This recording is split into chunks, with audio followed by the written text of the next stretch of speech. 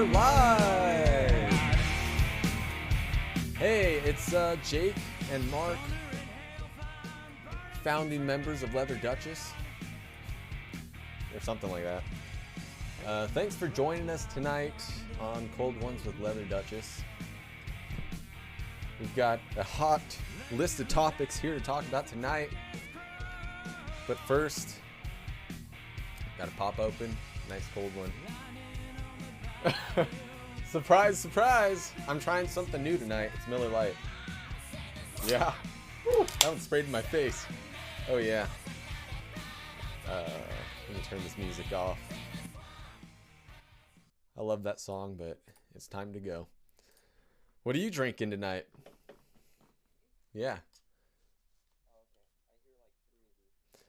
Oh, you know what? I don't think anybody could hear you. I have to fix this. I forgot. Boop. There we go. All right, Yeah. go ahead. Cool. There you are. All right. Now there's no echo. Good. All right. So what did you say? I said, what are you drinking tonight? Nothing. No, I'm just kidding. So just like last Friday, picked something completely random. Oh, good. I know how much you like to stick to your Miller Lite. I've never tried this or heard of it. It's called Bootleggers Brewery Golden Chaos. Oh, let's see the Yeah. whole can. You got a dent in the top, by the way. Oh. What does it say at the Oh, bottom? I can't see, my face is in the way. Belgian style ale. Oh, okay. Oh, there is a dent in this can, which I guess is like shock top. I hope it's not. So I don't know. Guess we'll find out if it's good. All right. Well, we're here and we're live chit-chatting like last week. We're going to try to make this a weekly thing. We'll see how well we do. We're not great with schedules, but we got 2 in a row. I'm proud of that. We were almost on time too. We started like 1 minute late, but it's not too bad. As usual, if you have any questions or comments, concerns, safety hazards, Complaints. Complaints. That's a good one. I got the Just be nice. I got the comments up here. I'll be looking at them, so feel free to ask or comment. And yeah, I guess we'll get started. So last time we were talking a lot about you and Tyler, and there was this guy Storm that we kept mentioning, that you guys coming out here and starting the band and all that stuff, and pretty much how I joined you guys and how what made you come out here. But anyone that's been following us might know that we've gone through quite a bit of lineup changes, and a lot of them are fill-ins, or they were fill-ins. And but tonight we're basically just gonna go through every member that's been through this band and talk about a little about them, about how they got into the band, and how it's their fault, not ours. Yeah. Why why they're gone, because they couldn't handle us. So I guess to start, the very first, well, okay, let me do a little background first. So originally, Leather Duchess was a completely different band that Tyler was in back in Oklahoma with some of his friends. I don't exactly know much about them. I think it was a little bit heavier than us, maybe. Maybe he'll jump in at the very end like last time. Did you message him? No. Yeah. Oh yeah. Yeah, I guess that's the only way we know. Yeah. Anyways, go ahead. It's fine. But anyway, it was a different band, and that he was in Oklahoma. I think it was a little heavier and completely different songs, completely different everything. And I guess when he decided he was coming to LA, he liked the name a lot, so he took the name with him. And I think everyone said it was okay. I think he got their consent. I don't know. Yeah, we liked it. But no, I mean the people in his other band were like, yeah, you can take it. That was a bit of a drama for a week or two. kind of. I don't remember much of it. I mean, obviously he can tell you way better, but from what I remember, I think there was a little bit of Oh, okay.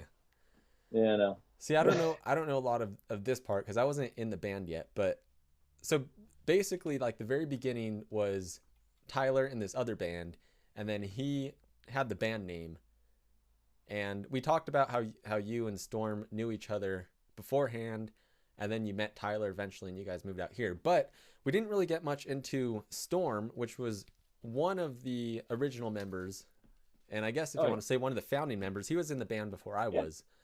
So yeah. we're gonna start. I guess we could start about how you met Storm, and then um, coming out here with him. We could briefly go over that because we kind of mentioned you Yeah. coming out here You last kind of, time, yeah, and then I guess we'll just talk a little bit about him, some stories and all that stuff, and then just start going down the list. Because I yeah. came, well, we'll get to that. So um, I'll switch to your camera, and you go ahead and talk about how you first met Storm and all Yeah. that good stuff. So I don't, as far as when, like, before I can even remember, I don't know. I mean, we've known each other forever, but like, I guess the first time we met each other, we were probably like, I remember because I was not taking guitar lessons, but I was basically watching his cousin play guitar. I would go over there just to watch him play guitar and like, try to get some tips from him here and there because I was, you know, like I said in the last one, I had been messing around with the guitar since I was like 5 or 6. Mm-hmm. But as far as actually trying to learn, maybe 10 or 11 is when I really started trying to learn more. And so I'd go over there and I didn't know of Storm, you know, uh, but one day while I was over there, he was there and he was all Metallica'd out and, a little kid and all this. Uh, and we just hit it off and just always knew each other from then. And then, of course, like in high school, like middle school and high school, whenever we were all, like just skating around town and stuff like that, hung out more and all that. And both had this similar interest in music and playing guitar and bands and stuff like that.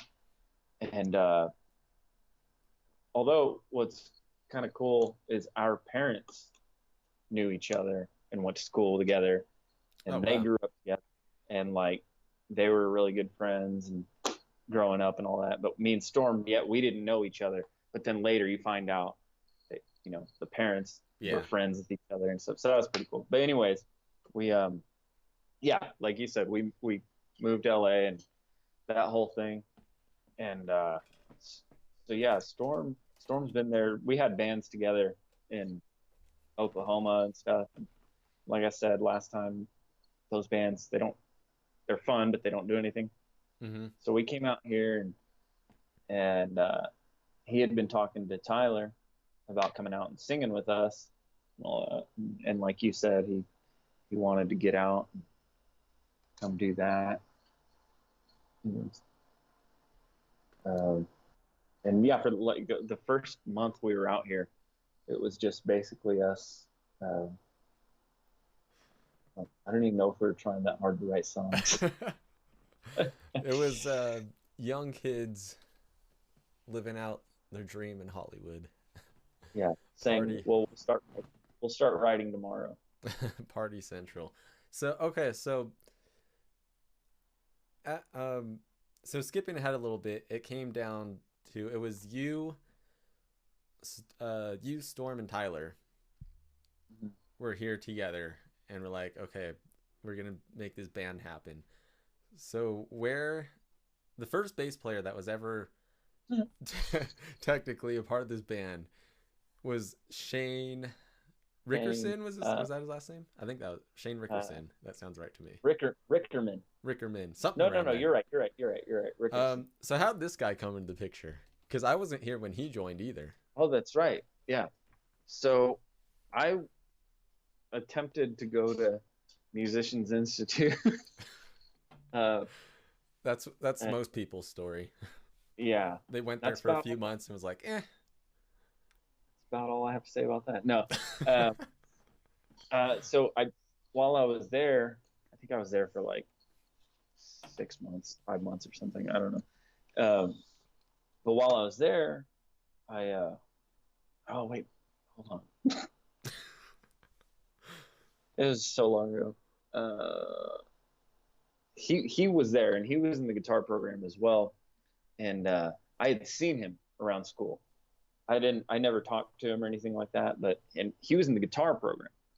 And I think were you there with us that night we went to the House of Blues where like everyone went?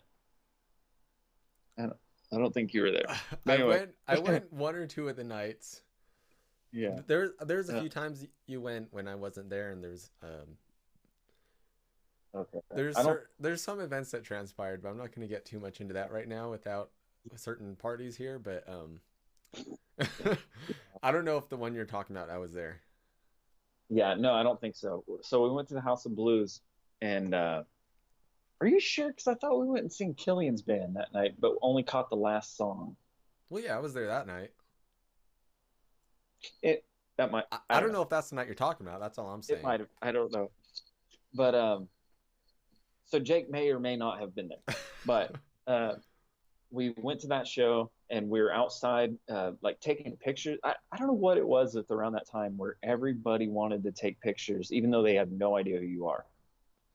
Like I don't know if that's really much of a thing now, but like our Well, first few months here, at what's the that? time, it's because, at least what I think at the time, it's just because we were young. For the most part, we were good looking guys, I think, and we were always walking around like as a band, and you don't see that too often anymore, especially like on Full Hollywood. stage clothes. Yeah, because we talked about last time how Hollywood's not what you expected anymore, or like Yeah, what you see in the movies. And even for bands and stuff, like you don't really see people walking around like that anymore. Just like as a you group. don't yeah, you don't see them so much as a group anymore, and you don't see them um dressed, because for the most part our stage clothes is kind of just our street clothes. Yeah, I mean, we do some like exaggerate it a little bit on stage. Like I don't wear makeup all the time and like the dog collar and stuff like that, but but I mean, like you just don't see that anymore. You know, a lot of bands now, people are just wearing t-shirt and jeans, or um they just there's yeah, not a cohesive look anymore. Even if they do dress up, a lot of bands, they're all dressed kind of different from each other. yeah. And I think that was one thing that caught people's attention with us is, not to sound like a cliche type thing, but like a lot of the bands from the 80s, like Motley Crue and Guns N' Roses and all that stuff, in their books they all talk about like, oh, we weren't just a band, we were a gang. Like they Yeah, hung out together, they dressed alike, they all had each other's back, and it was a whole thing. yeah. And Pretty much all live together. yeah, and we kind of had that at the beginning. Like we were, because um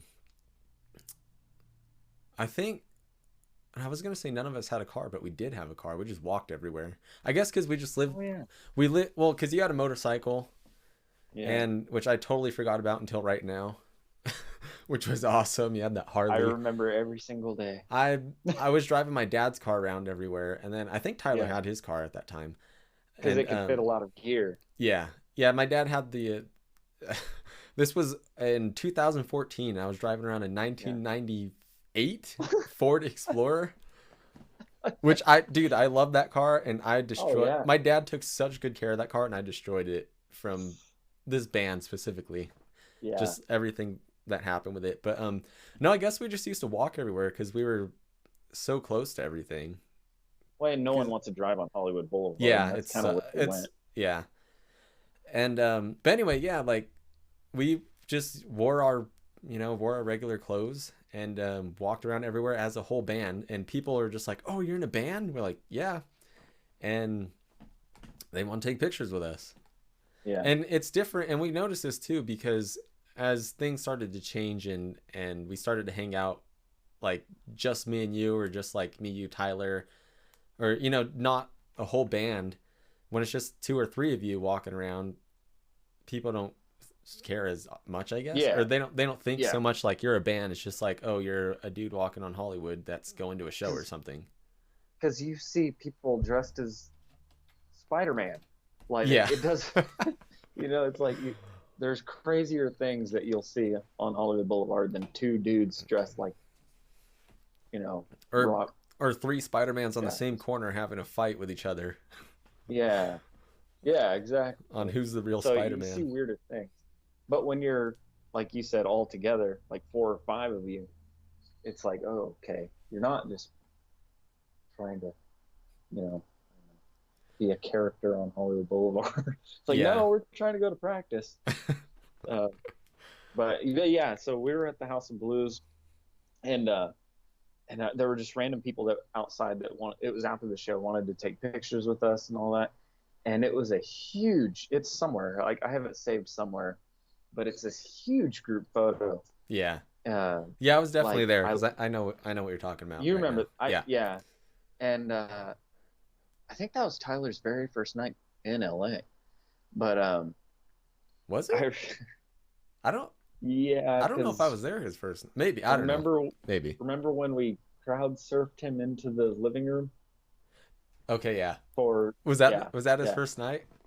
that yeah. Okay. Well, his Oh first yeah. night moving to LA, right? Uh yeah. No, that was his first, like he got there that day Oh. and we went to the show that night, I believe. I don't know. But anyways, when within that huge group of people that were taking that picture, Shane was there. He showed up in the picture somehow, like, and I hadn't seen this dude since school, like, I've never talked to him, and like all of a sudden he's like in this giant group right here. It's like, oh, hey, from MI and all that. It's like, small talk, and we're like, well, we're all hanging out at the hotel after this. I don't know, like stop by if you're around or whatever. We're listening to music or whatever, and it's like, yeah, for sure. And so him and 30 other people or whatever. Wait. Uh, So he wasn't officially in the band yet? Like you just saw him that no, day? no, I just seen him then, and I remember we were all hanging out at the hotel, hanging out, listening to music, all that good stuff. And I remember we were standing out on the balcony, like talking about bands and stuff like that. And we're like, yeah, we're trying to get going here, but we don't have a bass player or a drummer. He's like, well, I know how to play bass. That's like what Like, I said. yeah, I've exactly. played drums before. I, I, I know how drums work. And like, oh, okay, well, I mean, we rehearse just like every day, like on the Hollywood Boulevard. So if you're around, let's try it out and stuff. And he showed up to rehearsal. Well, he showed up to the hotel, and we walked down to the rehearsal room, and I think we rehearsed with him like 5 times, 5 days. And then do I give him the punchline? Well, before that, so just to give a little background on this guy. I mean, we Oh yeah, we didn't know much about him, but like he was just he was at Jimmy's. I yeah, always forget yeah, he that. was at the house party that we talked about last week, and that was the first time I met him. That's Oh why yeah, that's why I don't know. I feel like you might have your House of Blues shows mixed up because maybe. that was the first time I met him. But Yeah. excuse me. This guy was like the only word I can think of to describe him is just groovy. And when and when I say that, it's just like it's super cliche, like like think of like someone straight out of that '70s show, but just like more groovy. Just exaggerated. Like Yeah, it was almost he like was like that. a cartoon. Yeah, it was almost like that '70s show mixed with Shaggy from Scooby Doo. Like, but it was so cool though, and it was such a good energy, and I could be wrong, but I'm pretty sure it wasn't drugs or anything. Like I never seen him take any drugs, No, or I don't I know. don't even think he drank that much to be honest. Like No, I don't think he did. he drank a few times with us, but I didn't see him like Not like like, pound him, no, like, you know. no. But this guy, like, he'll just wake up in the morning and just be like, "Yo, what's up, dude?" Like, I guess Dazed and Confused is a better example. Yeah, yeah, yeah. Just like, "Hey, man," but to go with that groovy is his bass lines were freaking nuts, man. Do you remember that? He was like playing lead guitar on bass, but it fit the That's songs in a really cool that's way. because he was a crazy good guitar player. I don't know if you ever heard him play guitar, but he's a really good Not guitar player. not really, And yeah. like he was basically playing guitar on a bass.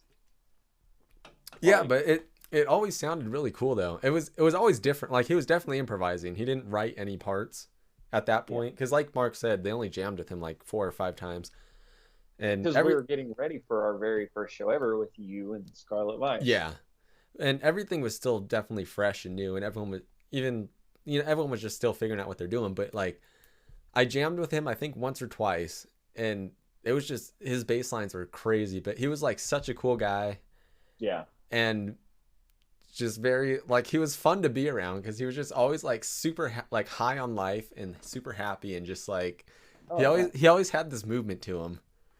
Like if he Yeah. talked to you, but like, yeah, man, that sounded good, dude. Yeah, let's play it again. Like it sounded like he was stoned 24/7, but I've never seen him once take any type of drug ever. I know. And I was like, dude, this guy's freaking for real.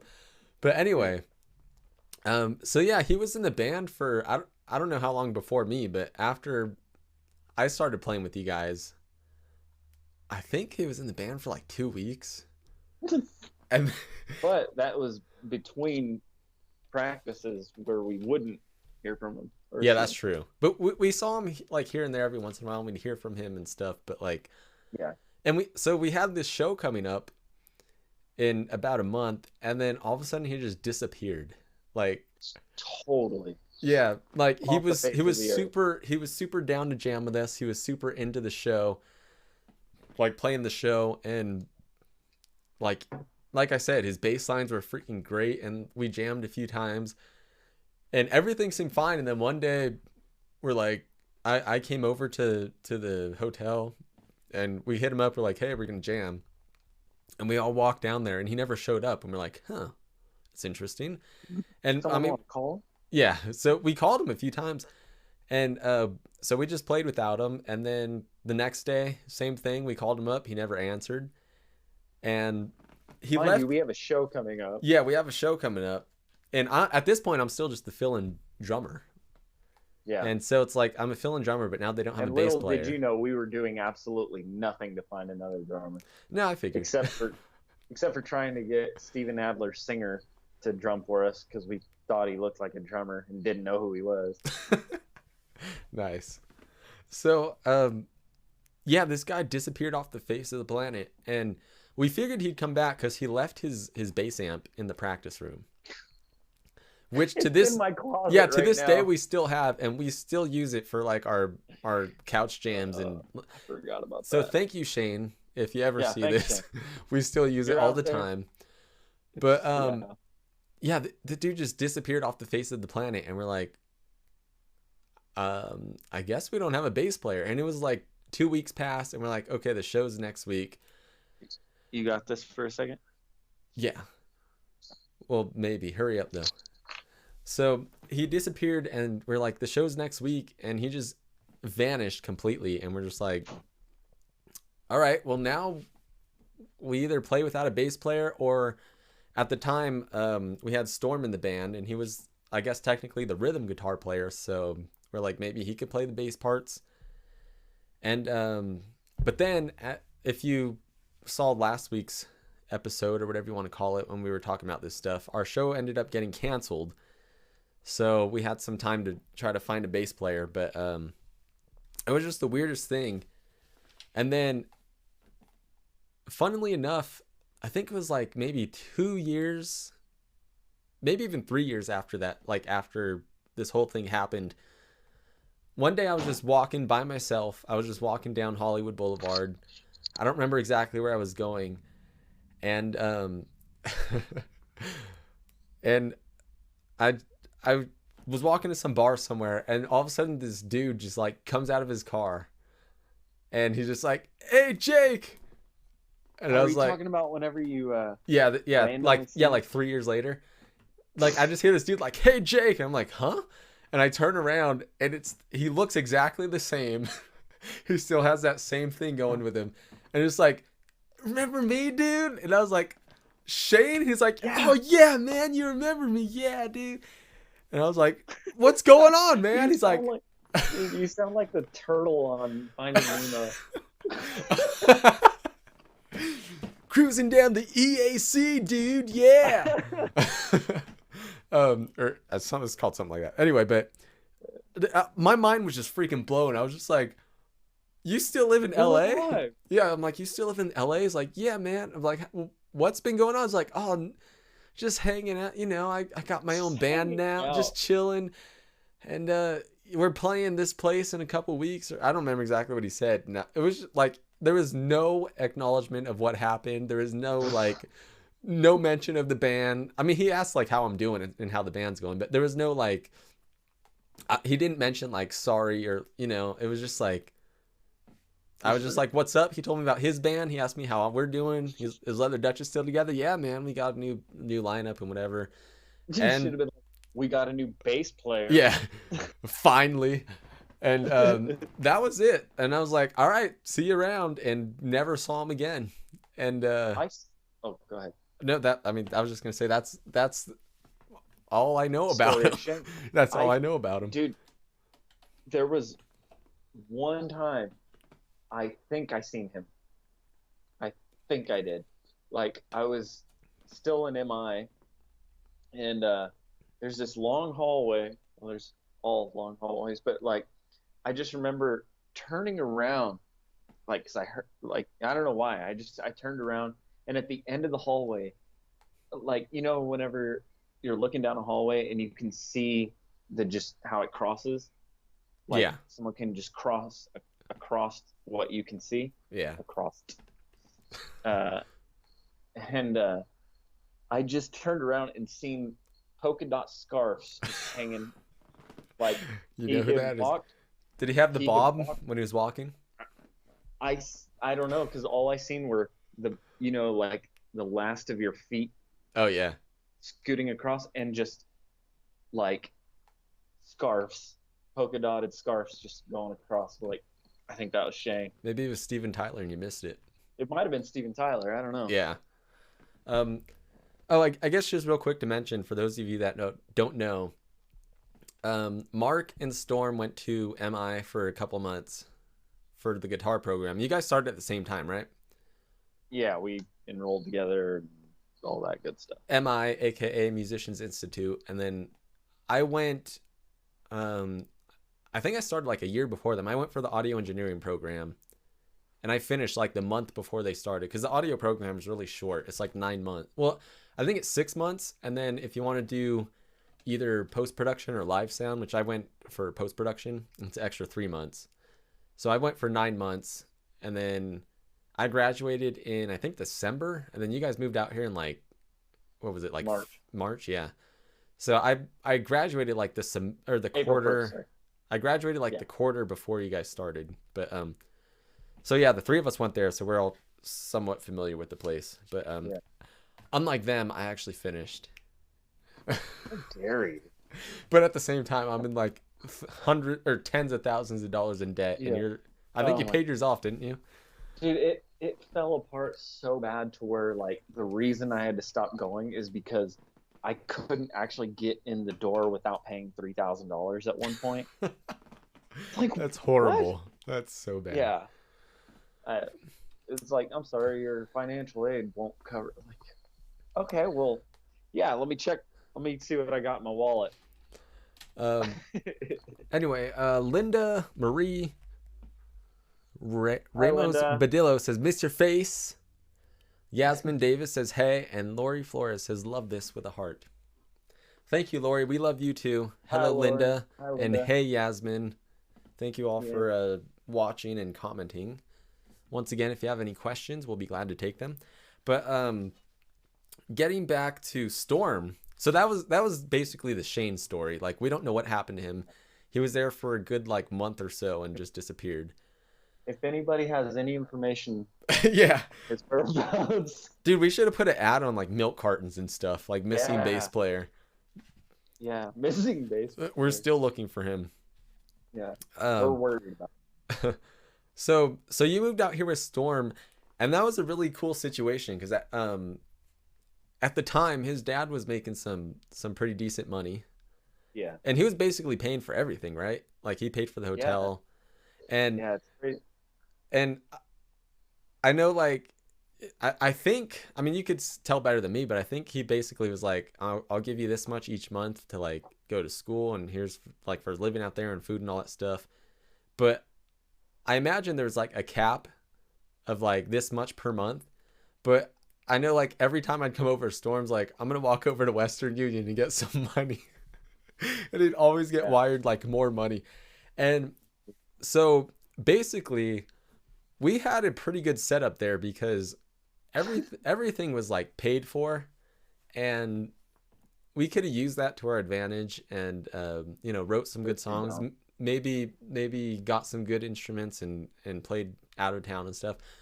But naturally, we did what most 21 and 22-year olds would do if they got like a record deal or anything like that, where they just like had money and just like, let's party and use it to buy alcohol and food and everything else you could think of. And just like no one cared about getting a job, like a real job at the time. No one cared. Like we didn't. I mean, Yeah, we did still. like we're sending applications, but you don't care what happened Yeah, to it. there's like no follow up. You kind of in a way almost hope you don't get hired because it's like I'm having fun doing this and I don't need the money right now. And And like yeah, like we we all still. saved so much money to have just to live off of. Like before we moved out here, we we both like stockpiled some money. Uh, you know, having no idea how expensive LA is. Of course, you know it's more expensive. You just don't know how much more expensive it is. Yeah.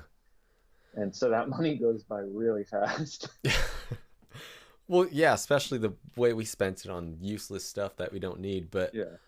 um, yeah, like it definitely could have been spent wiser, and we could have used the time better. And like if we had that same situation now, I think we could do it a lot smarter, and we'd Oh actually yeah. use it to do something with the band. But at the time, like especially for you guys, it was all new, and it was just like Hollywood. And as we were talking about last week, it's like the Hollywood thing, the whole scene and the way it was back in the 80s is kind of dead. And But so we we didn't care. yeah, we Like kind of made it the way we wanted it to be. And a lot of that came from the funds that we got instead of using it for things we should have used it for. Or just like not that we didn't necessarily use, like obviously it went towards like paying for the food and the hotel and stuff, but just like at the time no one really needed a job because we had the living situation and the food sorted for us. So like we had all the well, free time in the world. and the food, like me and Storm would what we would do for food, we would take what like we would do the ramen thing, which Hmm. is what 30 cents a packet. So you take $10 down to the Fresh and Easy on Hollywood and Orange, and all of a sudden you can get a basket full of Oh yeah. a Well, basket, and that was our food. I'm not exaggerating when I say that there may have only been 3 to 5 times that we ate something other than ramen. And it wasn't like people get fancy with it, you know, just just as plain and simple as you can get. That's all we would eat every day, every single day, except for if somebody came and hung out and was yeah. like, "Well, I'm cooking." That was like the greatest thing in the The world. We were the like, only the only "Oh, other the only other thing that we ate, there was definitely a lot of ramen going on. And that was the main dish. I mean, that's kind of a main thing for anyone going to college, to be honest, even though that was yeah, it was kind of college at the it- time. But yeah." the only other thing going on was the continental breakfast that the hotel had. So it was way too Which early was for. a muffin. Oh yeah, It was a yeah, muffin. it was way too early for me, so I'd never wake up. in time for Yeah. that. But I'd always say That I was would, fun. but Mark would always just come in with like just an armful The muffins. of like 16 or however many like I guess 10 Yeah. muffins. That's all And we had. like they had coffee, muffins, sometimes they'd have like a bagel or something like Yeah. a treat, but it Yeah. was always just muffins. So every day was ramen and muffins. The only time that well, sometimes Tyler liked to splurge because he used to make like these fancy breakfasts and make like omelets and avocado toast and like special stuff like that. But the only time we really ate like kings is my girlfriend at the time, which is now my wife, but she was my girlfriend at the time, and she was what was she doing? She was not a nurse, but what's the She one was before that? she was working at the hospital, Yeah, whatever right? the practicing nurses are. I forgot what they're called, the RN or something like that. Um, but anyway, yeah, she was working the 3 day 12-hour shifts or whatever it is, but she was making money, so she'd come out and then bring us like Buffalo Wild Wings Oh, that's and right. just Yeah. like whenever she'd come over, she'd like, "What? Okay, what do you guys want to eat?" And I'm like, You're like, wait, what? yeah." Like what? You mean what flavor packet? So those times were some good times, but Yeah. But we can count those on, you know, one or yes. two. So what ended up happening was so we were getting a lot of the funds from Storm, and then some of it from my girlfriend, and then whatever the Well, rest of us could scrounge up. well, that the money that would like that Storm would get, that was strictly like rent. Like how much is rent? You know, down to the penny, and that's what we had. Boom, instantly get it paid. So we didn't even have to think about rent, which is it was great then, but especially now looking back on it, it's like, oh my god, like kind of how you're saying, like if you knew now what that really, like how awesome that really is, Yeah. you know. Well, especially how Um, much that place costed. oh my god, it was crazy. It was And then when ridiculous. Tyler showed up, they bumped it up another like $800 or something. And they never knew that I was staying there. No. Because remember, you always had to let me in through the back gate. Well, Oh, it that's depends right. on who was there, because Curtis was always cool.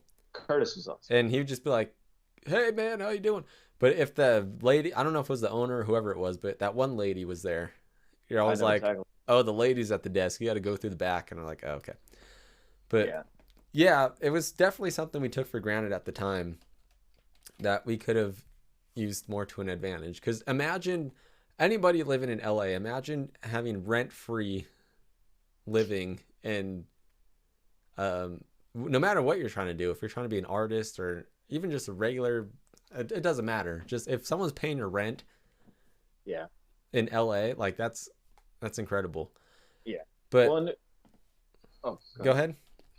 No, mine was gonna go on to another So was storm. mine. Yeah. So was mine. You go Um, first. oh, no, but like as far as like like how we were talking about basically surviving, like eating and all that stuff. Like rent would be paid, but then we come to the issue of, oh, how are we gonna eat today? And if if my family would send me like $5 or $10 or whatever, you know, uh, we'd go somewhere together. Like it's like, okay, well, this is how much money I got, but this is to feed both of us. Like that was me and Storm's thing. Is like if he got a little bit of money, he'd be like, all right, come on, we're gonna go eat. Yeah. So pretty much eventually, of course, that ran out, and it got to the point where it's like, all right, we have enough money for like 1 or 2 months left of rent, and then what do we do? So then it kind of just struck us like, which for Out of me left for field. me it wasn't as big of a deal because I mean I was kind of living there, but I'm from California, so I have places to go. I have family, and I technically still I don't remember who I was living with at the time because I was moving around so much back then. Like I moved from my mom's house. I was living with my aunt for a while. I lived with my grandma, and then I think I stayed at my girlfriend's house for a little or apartment for a little bit. I don't remember, but I know I was moving a lot at the time. But for me, it was like, um, technically, if things went south, like I had a place to go. But Exactly. for you and Storm and Tyler, it was just like you're from Oklahoma, and Yeah. aside from me, you didn't really know anyone out here. So it's like, Yeah. okay, if this goes bad, like we have no, It's gonna go real yeah, bad. it's like we're either on the streets or we got to go back home.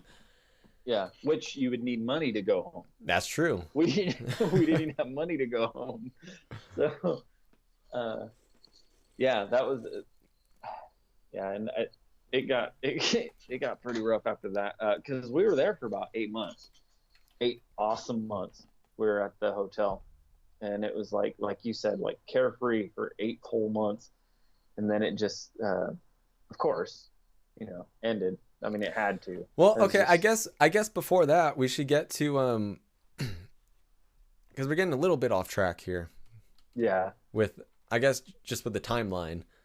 Um, so we lost Shane as we mentioned earlier. He just disappeared, and we eventually found this guy Colton, and I don't remember where did we find him. I think Tyler found him from somewhere. I think it was Tyler because Colton was living up in Sacramento at the time. Yeah, Uh, he was he in Faith and Bullets at the time? I think so. Yeah, Uh, Stevie, if you're watching this, you want to clarify? Uh, I don't know. He was or watching is, last week. wait, was he on the Instagram? Oh He yeah, he might was have on been the on the Instagram. but yeah. So and he'll correct me later, but I think that Colton was playing in Faith and Bullets at the time, and I guess I don't know. Tyler always has a way of just like knowing a guy who knows a guy. That's You ever true. notice that? Yeah, Like he always just has somebody. I, I don't question it. I'm just like, okay, we'll bring him in. And I remember because we still had that. Did we still have Tiki? Because that ties into a Tyler Travis story. I, you know, when it got canceled. But Yeah. I'm trying to think when Colton came in. I think we were getting ready for our new first show, which was Whiskey Blue. Whiskey Blue. I don't because I think at that time Tiki Room was already off the table. I'm pretty sure, yeah. So okay, so he mentioned to us about Colton. This guy, he's in this band in Sacramento, but he said he would come and jam with us, this and that, and that. And he's like, he's going to meet us at the rehearsal room.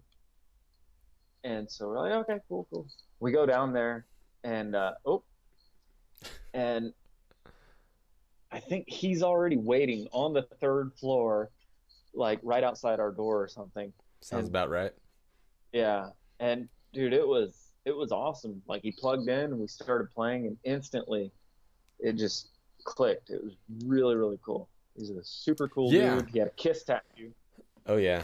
Speaking of Kiss, we're not going to get too much into this because we can go on this for a long time. But someone, Eric Wright asked, "Kiss, best band that ever lived. Thoughts?" Oh, I'm gonna say no. Mark's gonna say yes and if no, and we'll leave it at if that. We'll come back to it later. okay, I'll just quick comment on that. If Aerosmith didn't exist, then yeah, absolutely. I love Kiss. He also says he played with us at the Whiskey once from Iowa. Oh wow. Cool. What's your band name?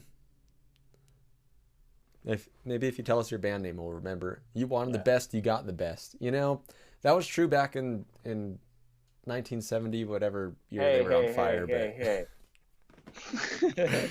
no, they're cool. But yeah, my favorite is Motley Crue and Mark's is Aerosmith, but Kiss is up there. We just saw them like a week or two before they canceled the rest of their shows, so that was cool. Honestly, one of the biggest reasons I'm even here playing music is because of Kiss. So. But anyway, so yeah, what were we talking? Oh, Colton. Yeah. So Yeah. yeah, Colton came into the band. I don't know where he came from, but yeah, like you said, he was waiting up there and we jammed it and we liked him a lot. He had the Kiss tattoo, which was cool. I think did he have Motley Crue tattoo? I don't remember. No, Storm had a Motley Crue tattoo. I Storm. don't, I don't Colton might have had Dr. Feelgood somewhere. I don't remember. But anyway, Um, Basically, he was somebody that I could get along with because, as I talked about with the in the last week, is I was always into the more like glammy thing, and I like the makeup and the hairspray and the teased hair and all that stuff, which is why me and Storm got along so well because Storm was like all about that, which we can get back to that in a second. But um, Colton was another one. So now after we started jamming with him, it was now a 3 against 2 on the makeup and the teased hair. But Colton was like see, I'm a little more sloppy with it, and I kind of like halfway tease it, but it's more like messy, and I kind of just do like thick eyeliner. Storm was like heavy on the lipstick and heavy on the eyeliner, and then Colton was like the pretty boy version. Like Hey, there's you want to do uh-oh, I'm losing you. You'll have to come back to that because your video is freezing. But I'll finish what I was about to say. Like basically, he did the like it was very neat. His makeup was very nice looking. He did like the full on blush. He had like I think he did like all the foundation and all that stuff too. And it was just like there was a very distinct difference between the three of us. But I was happy for once because I was like, yes, I got the glam thing, I got the makeup thing going, and these guys can't say anything about it. But wait, that. okay, I think Mark's back. Hello. There you are. Okay, I cut you off Okay. for a second Oh, because wait, you were was it me? broken. Well, I don't know, internet connection. I don't know who it was, but you're back now. So what were you gonna say? Okay. You were gonna say something, or maybe you said No, it. I was just saying, I was just like funny little foreshadowing that he would be in Pretty Boy Floyd. Oh Now, yeah, yeah, the pretty boy of the band. But yeah, we like Mark said, we just kicked it off really well. And since I know Luca's not watching, I'm gonna say he was my favorite bass player of the band. And did you no, hear that? Did you hear that? no, I love Luca, but no, Colton was great though. Like, um, he just fit really well. And I don't know, I don't think he was living down here at the time, was he? I think he eventually. No, it was. um, I won't get into too much detail of how it happened, but he, yeah, we rehearsed with him while he was still living out in Sacramento, and then rehearsed a couple more times. We did our first show at the Whiskey Blue, not Whiskey, Whiskey Blue, which is a whole Oh nother. yeah, maybe next week we'll That get into Whiskey Blue. But that was a great that place. it'll be an entire episode Quick of side just that. note, and we'll mention it again in the next episode. But we went there a couple weeks ago to the location, which is now the Tim Burton bar, and God, it is a completely different place. Because we haven't been inside there since it shut down. Well, I think And we were the last band to play. yeah, I don't remember if you were there, but me and Tyler went in there once after You like Yeah, you afterwards, guys, and but the it only wasn't the Whiskey Blue. no, it was. I don't know if it was anything. I don't remember how we got in there or It why. was a pop up. It was a pop up. They would Oh they yeah, it would was. I remember. It was like this. It was like this club, and they were charging like $15, and it was one of those like, like one of those places.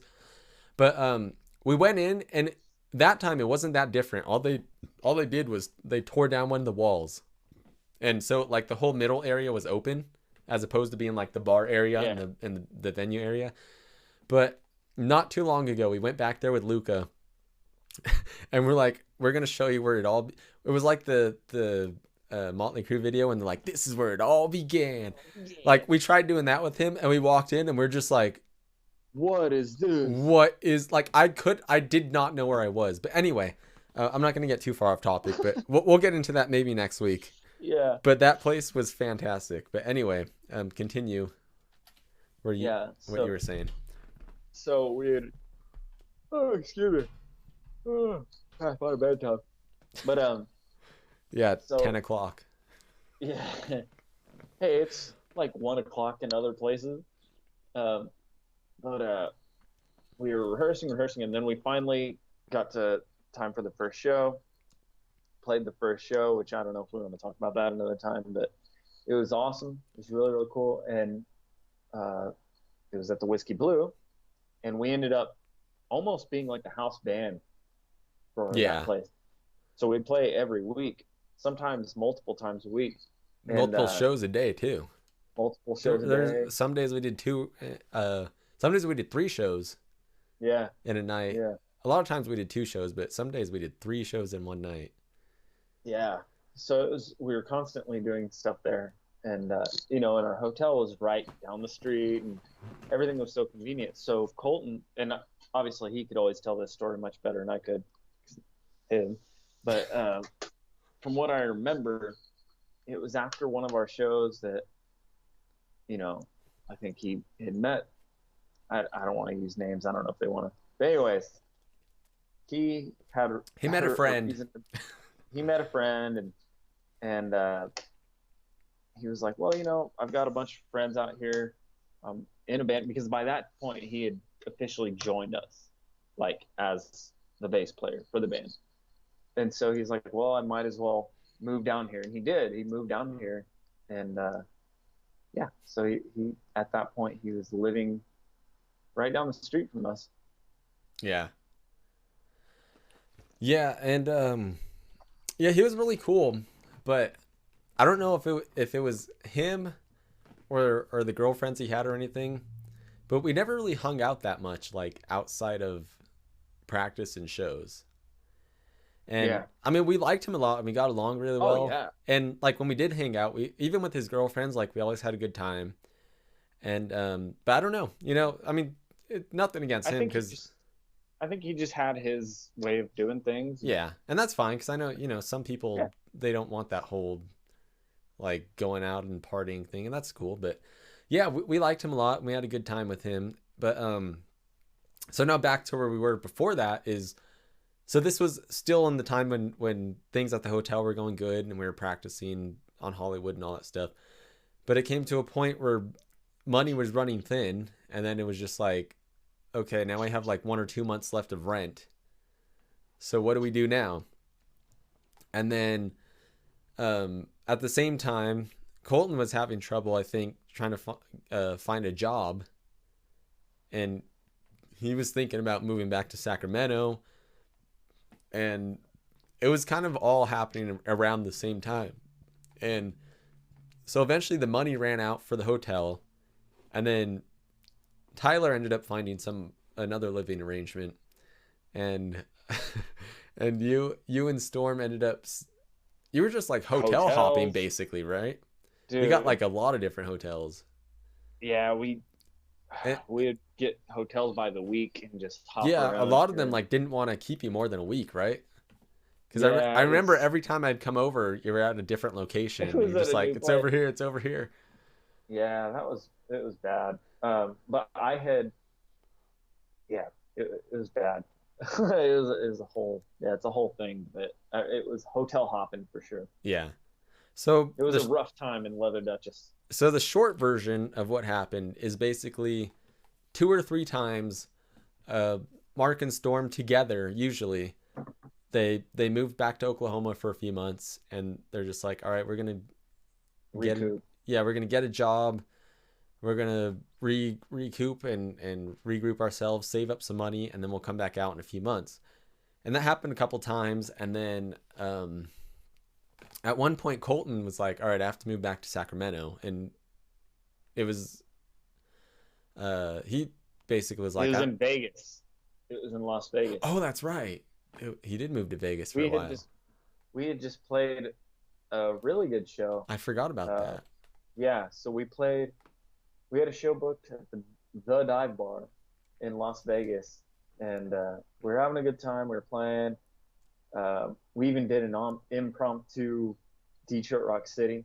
I don't know if that guy's still, but that was the very last song we played with Colton as a band member was Detroit Rock City. Because after that, we started loading back up into actually before we started loading up, he kind of pulled us aside. He was like, hey guys, I kind of need to talk to you. I was like, God, no. Yeah. And yeah. So yeah, that was a tough one for sure.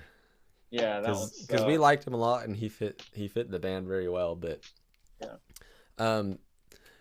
yeah. So with Mark and Storm, they were kind of going back and forth every few months, going to Oklahoma and coming back.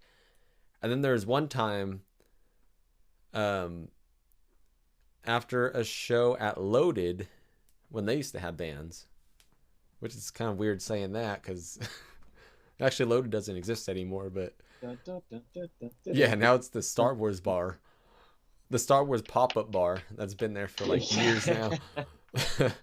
But Storm pulled us aside and kind of did well. His thing was just kind of like, this one kind of came out of nowhere because I think at this point you were a little more stable. I think you were living with someone at the time, maybe. I don't remember exactly your situation, but Storm was just kind of like, hey, I have to move back home, and I probably won't be able to come back for a few months. And this was an ongoing thing with just everybody, with you, with Storm, with Colton. It was a lot of back and forth, and it definitely was tough, living super unstable. Yeah, moving in from another state, and that's part of the reason why it took us so long to come out with our first album, is because we were just having so many issues, financially, and then with even band just members. To sleep somewhere, because nobody was from California except for me, so we had all these issues. But so one day after a show at Loaded, Storm was just like, hey, I got to go back home. I probably won't be back for a few months till like January maybe. And January came and we didn't hear anything from him. It was just like, he didn't say anything. And we hit him up. He's like, oh, it's probably going to be a little longer. And then after that, we're just like, I don't think he's ever coming back. And he never came back. And that kind of sucked too, because that's our buddy. Yeah, because like Mark said, he's been friends with him since. Oh yeah, I mean, forever. We're lifelong friends. Yeah, basically. And even every time you go back to Oklahoma, you usually at least hang out one day. Yeah. Like you go somewhere, meet up, and we're still just as close as ever. Yeah, and I miss him all the time. Like nothing against you, Storm. If you ever see this, he wasn't the best guitar player in the world, but I think even he would admit that. But he just fit the band very well, and like we all got along so well, and it was a tough thing, but it's not, LA is not meant for everybody. If you're from another state and you're moving out here, it's not for everybody. It's definitely a tough thing. It's tough financially, and I'm still not a fan of it. Yeah, I mean, I'm still talking. I still want to move to Texas. That's my goal. I'm trying to get out of. Everyone's trying to move to LA. I'm trying to get out of here. I know. You're like, get me out of here. You got this for a second again? Yeah, but yeah, we on a road trip. Just pull over. But we definitely love Storm, and I don't get to talk to him too often because he's in Oklahoma right now. But every once in a while he'll message me or I'll message him on Facebook or whatever. But no, he's a great guy, and he actually he ended up coming back for a few months. I don't remember exactly for what reason or how long or anything like that, but he came back for a few months when we were recording the album, and he actually ended up on the credits of our album as the bass player. And he didn't actually, originally he was going to play the bass lines for the recording and then be like in the photos and all that stuff. But me and Mark kind of did a share of the work, but we both kind of did the bass parts, and then we just had him in the photos. So if you have the Gunslinger album, he's in the photos, and he has short hair at the time with Storm. I'm talking about the album now.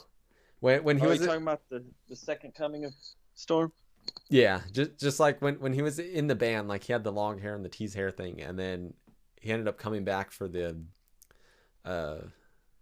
MTV Unplugged thing. Yeah, for the photos and stuff, and he had short hair. But yeah, he's on our album, so it's cool. It's good to have him there. And go ahead. I was just gonna say, kind of saying what you are basically saying about it being good. Him being on the record is because at that time, and maybe you've already said this, but at that time we were shuffling through members so much, Mm-hmm. like having people like anybody could have been on that record cover or Right. on that back cover. Like it could have been anybody, and I'm really glad it's not. Even though Storm wasn't in the band, like we knew he didn't feel like he wanted to be there, but Yeah. he was helping us out. And Well, so to us, yeah, he even said he I'm just said, helping out. yeah, he said he was down to do it, but he's not like joining the band He, again. yeah, like I'm not in. Yeah. And which is great. He didn't give us some kind of, like, well, maybe or whatever. He was very straightforward about it, which I love that, because so many people, they'll just tell you what you want to hear and all this. Yeah. And what's cool is like he helped us out during that time, and he's on the photo shoot. He's on the picture on the back of that album, which is great, Yeah. because even though he wasn't in the band, he's a super super important part to the band. Yeah, and he's a big part of the history. Mm-hmm. And he did play bass for us for like one or two shows also. Yeah. But yeah, There's basically that was also, we talked last week about the vinyls and the CDs and all that stuff, and that was a huge conversation, but this was also a huge conversation because at the time Colton was gone, as we mentioned. He moved to Las Vegas, and then Mark came back, but it was just the three of us. And like you said, we were kind of cycling through members, but a lot of them were kind of fill-ins at that point. And we were just like, we don't really want someone random. Yeah, we don't want someone who wasn't there during the writing process of the songs, and we don't want someone who's been in the band with us for like 3 months now, and then 3 months from now we don't know. they're gonna leave Yeah. the band, and it's just like, okay, now we just have this random guy on the thing. But we were also like, we kind of don't want just three guys on it either, because at that time we were a 5-piece band, right? For the past Yeah. like year, we've been a 4-piece band, but at the time we were a 5-piece band, and we're like, 3-piece is a big cut of a 5-piece, and we're like, and one of Tyler's big concerns is like, he didn't want us to look like a punk band or something like that, like, because usually 3-piece is like punk or like indie or something like that, and we kind of wanted to have the image of like, this is a rock band. Rock bands are usually 4 to 5 people. You don't see very many 3-piece rock bands Unless you're the greatest band on the earth, Rush, but we're not nearly. No one would believe that we're like Rush. No. Well, I mean, look at our album cover. It looks nothing like Yeah. that. But so we were just like, what are we going to do? We didn't know if we should have like one of the current guys we had in the band on the album or what. But Storm happened to come out here, and we were just like, look, instead of having 5 guys and we'll like just having this mess of people on the album that isn't going to be in the band in like 3 months, what if it's me, Mark, and Tyler, like the 3 core members that have been here from from day one. And then even though Storm's not in the band, like, he's such a big part of the band, or at least the beginning parts, like, let's just have him, and at least that way in the future, whoever's in the band, which now whoever was in the band at the time isn't now, so see, it was a good decision. Yeah. Well, and I remember whenever we brought that up, because we were sitting in your apartment, 202. Mm-hmm. We're Mm-mm. so we're sitting in 207. your apartment. 207. No, 207. 107. I'm 202. You're 209. Well, no, now I'm 2. Anyways, Whatever. It was 107. so oh wow, I was like 100 and something. But we're sitting in there just brainstorming ideas about the record, like you said. And the second that got brought up about what if we get Storm, because he has so much history with the band, and like we are immediately putting 2 and 2 together that, oh yeah, that's much better than a person we don't even know is going to be in the band later. And we all instantly put a stamp on it. Like, it was all 3 of us 100% instantly agreed. Yeah.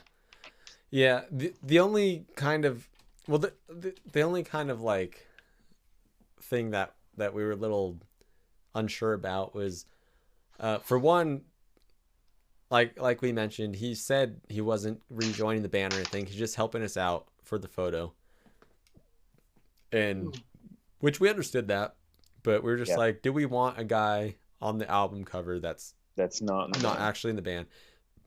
And another thing is, he just recently had his hair cut short, and we're like, I mean, just not to be like that guy that's like you have to have long hair to be in our band, but it's just Yeah, but it's part of our look, and we've always had long haired members, and just the sound, you always just think of like dudes with long hair, and it was like, but he was like, you guys could put, like, you could dress me, put whatever you want on me, and we'll do whatever you want, and we'll do the photo, and it was really yeah, cool. I'm glad that he's on there, because like you said, like, we're, you especially, but we're still friends with him, and like he was just a big part of Leather Dutch's history, so it's cool to have him on something like some type of physical media. yeah. Dude, when was the last time you talked to Storm? Last time I talked to him, I mean, last time I talked to him in person was when he lived out here, but um I couldn't tell you. I mean, every once in a while maybe he'll message me on Facebook, or I'll message him, or he'll comment on something, but Oh, okay. it's probably been like a year. Oh wow. Yeah. Yeah.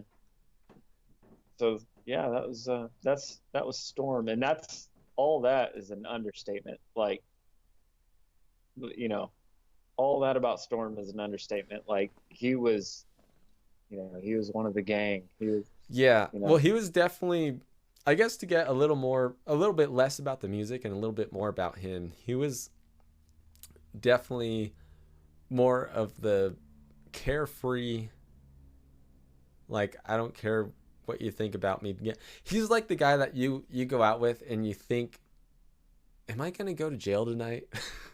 yeah. Like, I might, but at least he is too. Yeah. Like, it's going to be because of him, but Yeah, it'll be worth it, cuz yeah. I don't know. It'll be funny. Yeah. He was a good guy, and he was really fun to have in the band, but I don't even know now, cuz he's been through a few changes, to be But honest. what I always thought was super cool was that we played the whiskey, bringing Colton back, which we might get back to later. But Colton's made a couple of appearances here and Yeah. there. So we were doing a show at the whiskey, and this is when Storm was still here, but he wasn't musically active at the time. Well, a lot of people This video is on YouTube, by get the way. That who you're the one you're about to talk about. It's on YouTube. Keep going. yes, exactly. And so so a lot of guys, like, there's that jealousy. Like, if you used to be in a band or something like that, like, oh, I'm not going to that show. I'm not going to that show. I can't. I'm not gonna watch them. They were so much better with me, or all that kind of stuff. But we played this show with Colton on bass, and Storm was in the very front row, just having a ball. Like, he was just going crazy, jumping around with Yeah. the other guys in the crowd, just genuinely loving it. That's the kind of guy like Storm was.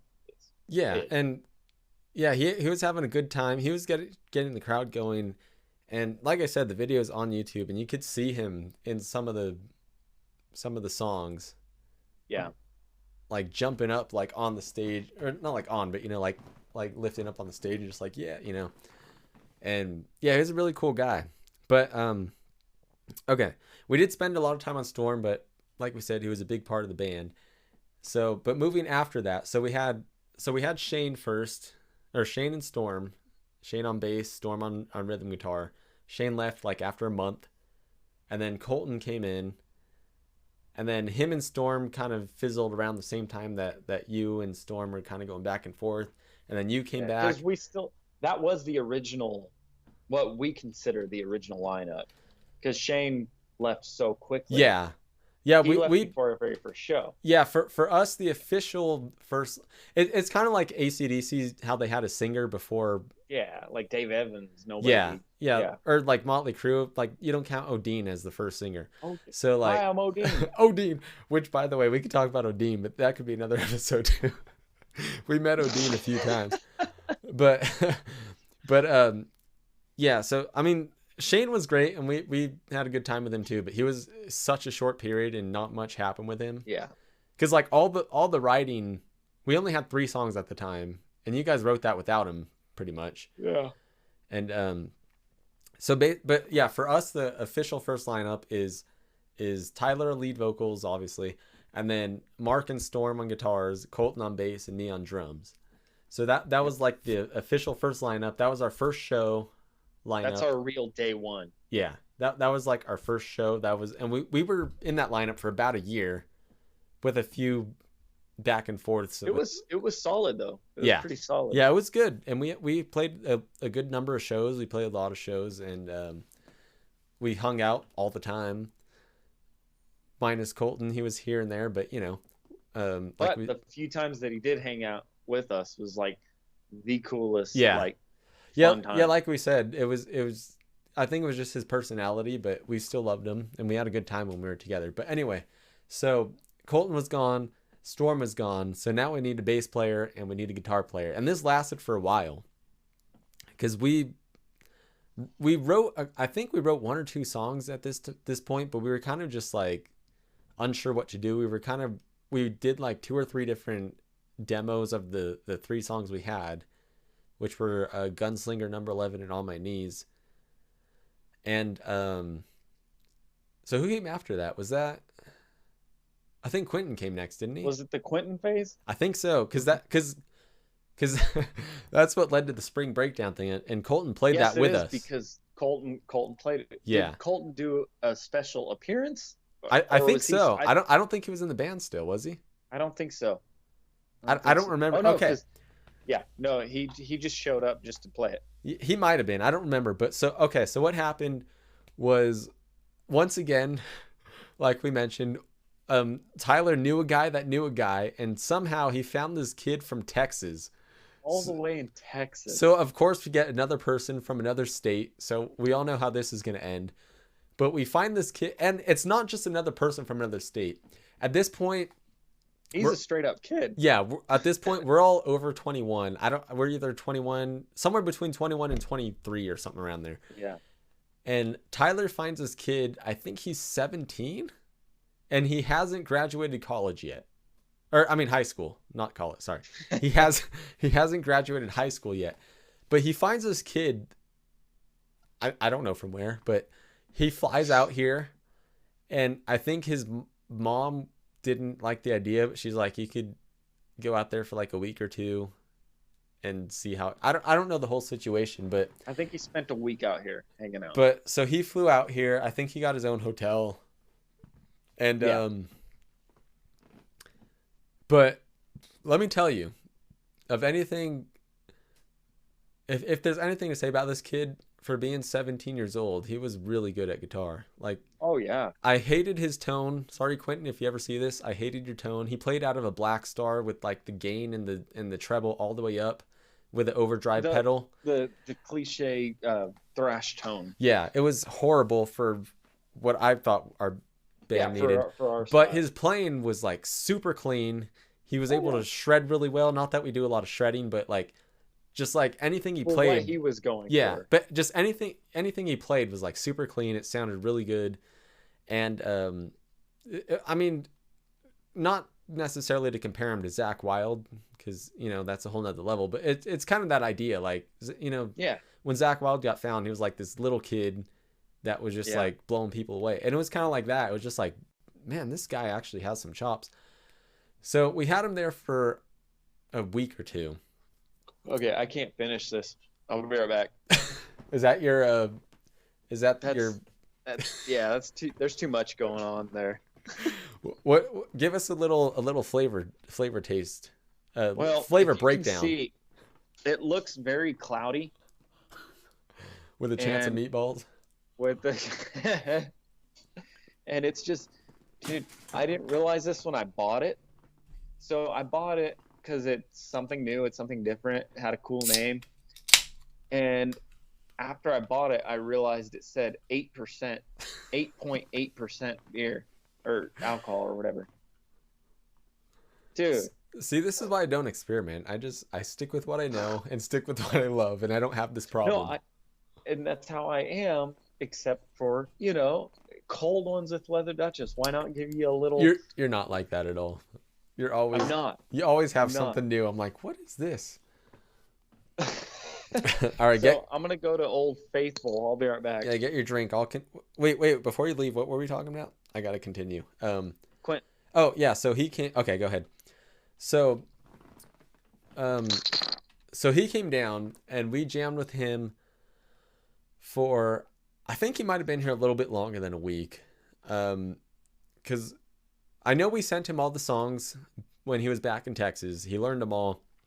He flew out here, and we had this show that we booked. It was called Spring Breakdown Festival. And it was down, I forgot exactly what city, but it was somewhere, I think, by San Diego. And it was a play-to-play, so we had to sell tickets. And they advertised it originally as we were going to, the headliners were going to be Escape the Fate and OTEP. You know where I'm at. You know where I'm at if I mention OTEP. Oh no, you're already on this story. Yeah. So the headliners were supposed to be Escape the Fate and OTEP. And they advertise it to us like you only have to sell, I think it was like 10 tickets for $20 or something like that. It was an all-day festival, and they're like, you're going to play right before Escape the Fate. And if you know our band at all, we don't fit into that category at all. This whole festival was like a huge like thrash / death metal festival, which with Quentin's style, he felt right at home. But for us, we were just like, this is interesting. But our thought was just like, well, Escape the Fate has a pretty big crowd usually. And it's not that bad of a ticket sale if you compare it to other places we play, like the Whiskey and stuff like that. And this is a festival, so we're like, I guess we could do it. Like, I knew I could sell maybe like 10 tickets, and then I sold 2. Yeah, you and Tyler were like, we could probably sell a couple of them. And it was like, maybe we'll have to pay a little out of pocket, but it's fine. We could figure this out. And we're like, okay, we agreed to do the show. We got the tickets, and the show became such a huge disaster. Like I said, it's called the Spring Breakdown Festival, and Mark likes to call it the Spring Meltdown Festival. And so we agreed to do the show. We got the tickets. Things were good at this point. We sold a couple tickets here and there. I sold it to the people I knew would want to come. Mark sold his tickets. And then maybe a month or a month and a half before the show, we get a message from the booker that's like, Escape the Fate dropped out. But don't worry, we'll have you for direct support before OTEP.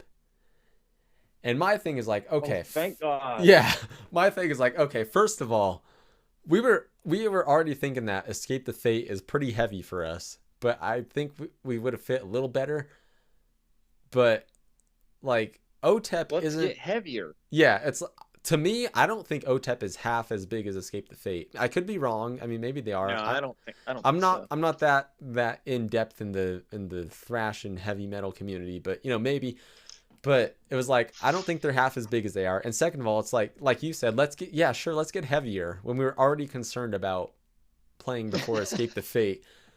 And so I was thinking the whole thing was a ruse, and they never had Escape the Fate actually booked, and they just kind of used that as a marketing ploy just to be like, oh, they're gonna play, and then like at the last second be like, never mind, they're not playing.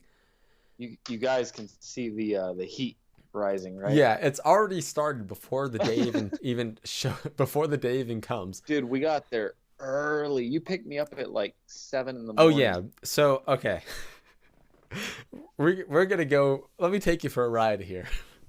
We're going in for a long one here. You can see the excitement in his face. Not excitement. This is anger.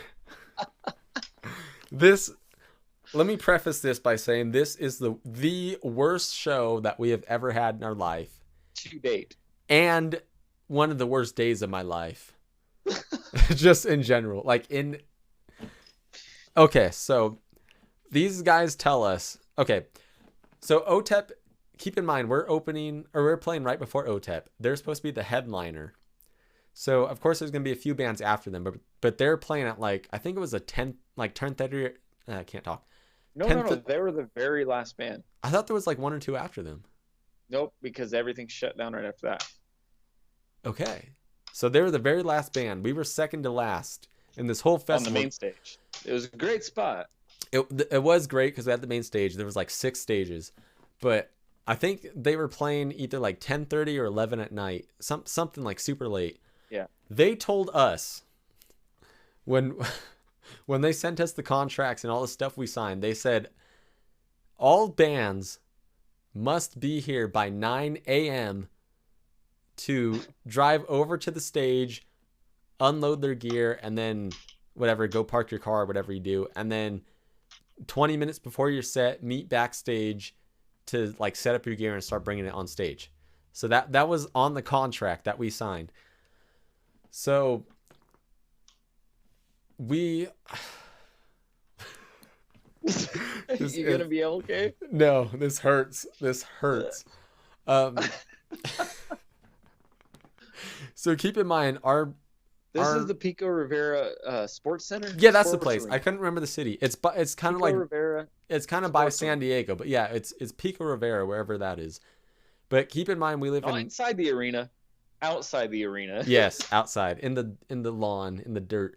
Keep in mind, we live in Van Nuys at the time. So what was it, a 3-hour drive or something like that? Mm. But okay, so we go on at 9 p.m. They tell us to get there at 9 a.m. So I come by and pick up Mark at 7 in the morning. Dude, hold on, sorry to interrupt you, but that reminds me of Dumb and Dumber. He's like, she must have meant 10 p.m. If only it were true. I wish that were true. Yeah. So I get up at whatever hour I get up at, load my drums in my car from, I think, did we have a practice space? No, we didn't have a practice. I don't even know. I don't know where my drums were at. No, we did. We had the rehearsal. So I go wherever I need to go, load my drums up, pick Mark up at 7 a.m., maybe even a little earlier. I don't remember. We load his stuff up. We get to the venue by 9 a.m. And we're our own backline. We bring... Yeah, we have to bring amps. everything. And we also had a backing track. I had 2 kick drums. We brought as much as we could because it's a festival and it was supposed to be a big stage. And so we brought everything. Banners. Oh, also they mentioned that it was supposed to be sponsored by I think Rockstar energy drinks. Cold. And that whiskey. What is it? That whiskey. Yeah, it was supposed to be sponsored by 3. It was supposed to be sponsored by Rockstar. I think Corona Cold Cock whiskey or something like that, and Cold Cock whiskey. And they're all the bands are gonna have a special VIP tent, and there's gonna be free drinks in there, and all this stuff, and free food, and it was this whole thing. And we're like, dude, this sounds like a pretty awesome show. And so we got there before 9 a.m. I don't know exactly what time, but somewhere close to 9 a.m. I get to the front area, talking to the people. I was like, hey, we're playing the main stage at 9 p.m. We're playing right before OTEP. They told us to be here at this time. Where do we load in? And they're like, oh, are you sure you have to be here now? I was like, yes, we signed the contract. It said be here at this time. We're supposed to drive through there to load in. We're here. What do we do? And they're like, well, they're just having the bands load in before they're having the bands drive through and load 20 minutes before. Yeah, 20 minutes before their set. I don't think you need to be here at this time. And we're just like, do you know what time I woke up this morning? But at this point, it's we're here. I'm not going to drive home. And they wouldn't let us through because it was It was a whole thing. Like the parking lot was this dirt field like way over here, and the stage is like Looked like a way over carnival. here. You had to like drive through these barricades and like zigzag through this whole thing, go all the way. Like if we carried our gear, it would have took us over an hour to bring everything, just like going back and forth. So we're just like, because there was a band already playing on the stage, and we're just like, so they're like, just wait 20 minutes till 20 minutes before your set, and then come back and we'll let you load your gear up. And we're like, this is gonna be a long day. Let's go find the VIP booth and get some drinks. So we're walking around, and we see this banner that I think was a Corona banner, and there was a small like 6-person gazebo with a bucket of ice water. And I was like, where's the, isn't there like a VIP, some type of booth or something? And they're like, yeah, it's over there. And I'm like, that, so what about the food? They're like, oh, there's food trucks and stuff. You can buy tickets over there. And I was like, It's like, oh, you mean that $20 hamburger over there? yeah. Yeah, it's what you'd expect. You go to this thing and they have like hot dogs for like $15 and hamburger for like $25. And so me and Mark are, mind you, I'm a night person. I'm not a morning person at all. Mark's a morning person, so maybe it wasn't as bad for him, but I'm 100% a night person. I was so tired. There was no coffee. That's true. There was no coffee. So I am not a morning person if there's no And coffee. no matter where you go, plus the stages weren't that far apart, so if you stand in certain areas, the music clashes together. But no matter where you go, all you hear is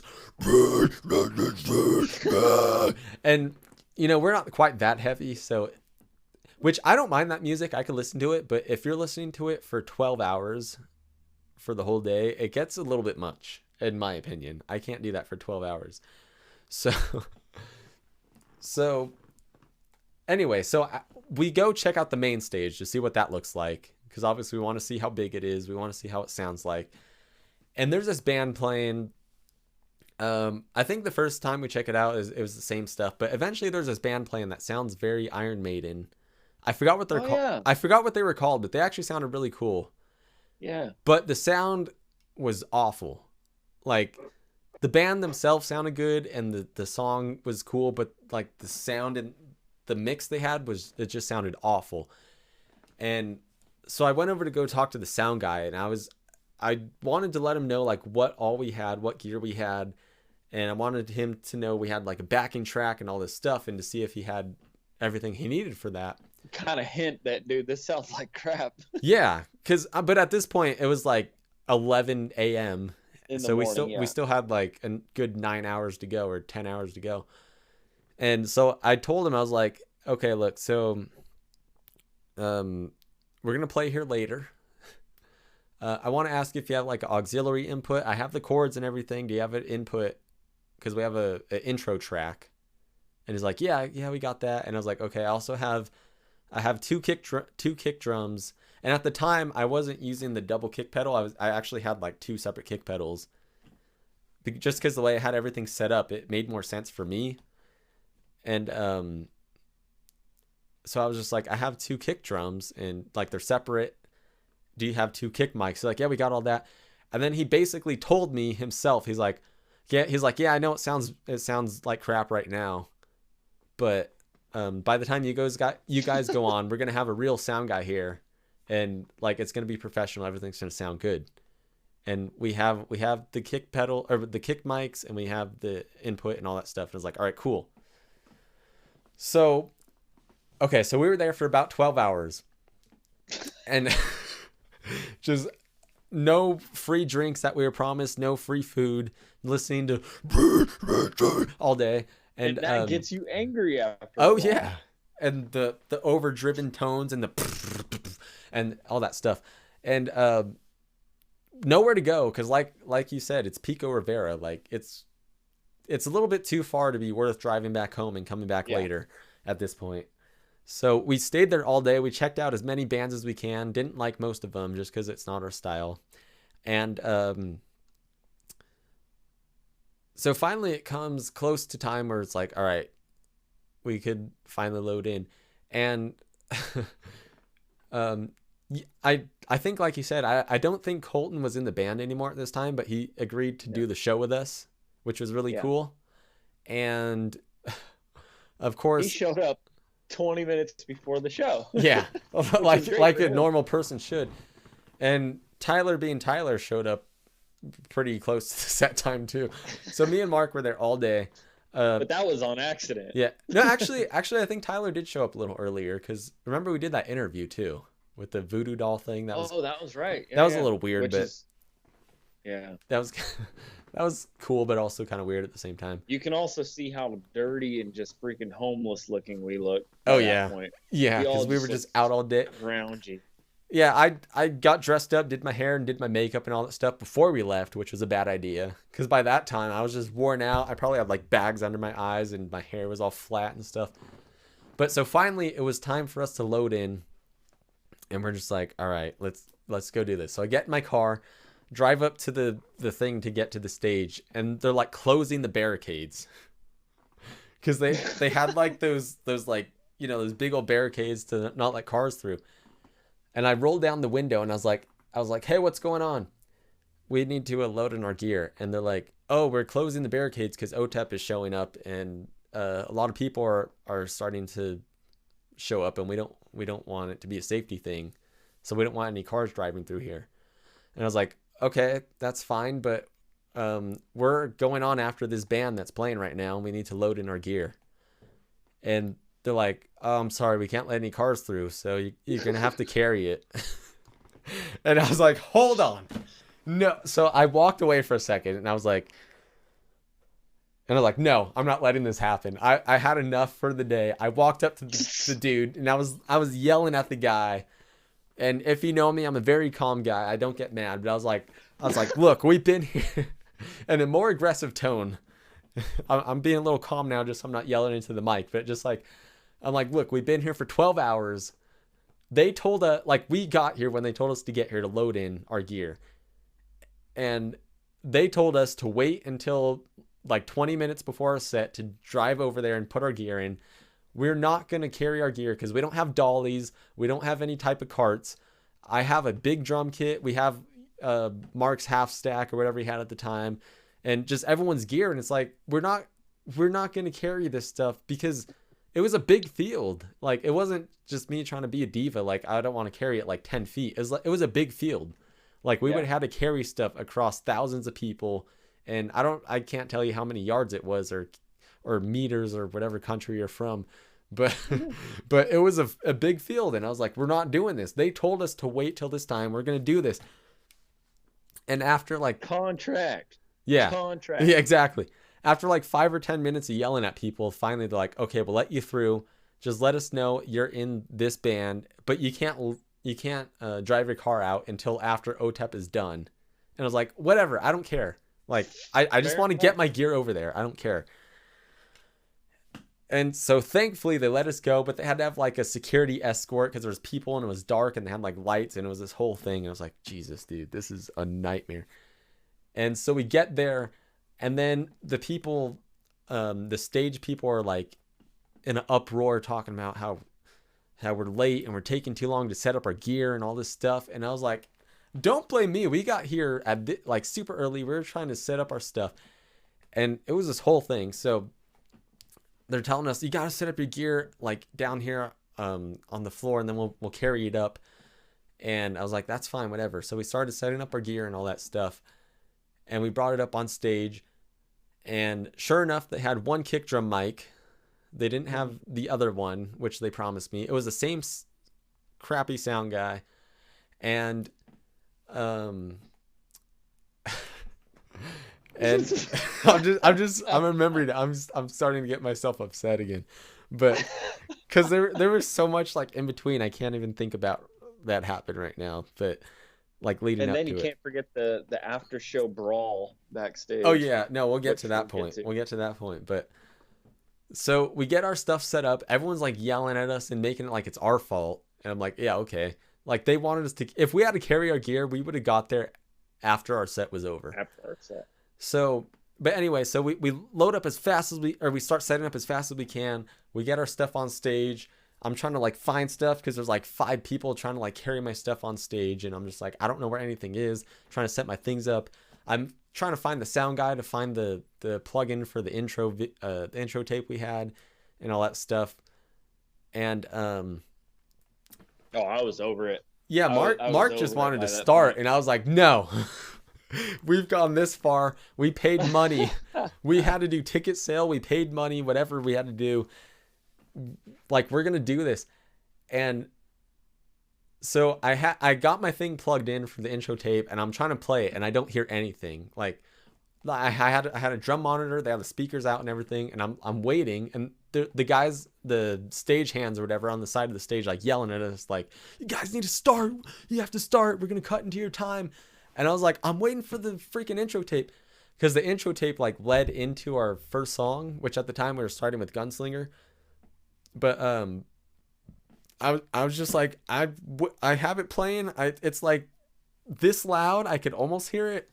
And so finally, after like 5 minutes, they get it going, and Mark's like trying to start the song, and I'm like, I'm not gonna play it, Mark. I'm not gonna do it. You can start the song. I'm not gonna play it.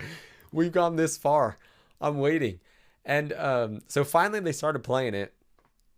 And God, that show was such a mess, because like there's certain songs that require some double kick going on, and I could hear loud and clear in the monitors. Yeah, it's every other kick drum, because they didn't mic the other kick drum, which they said they would do. And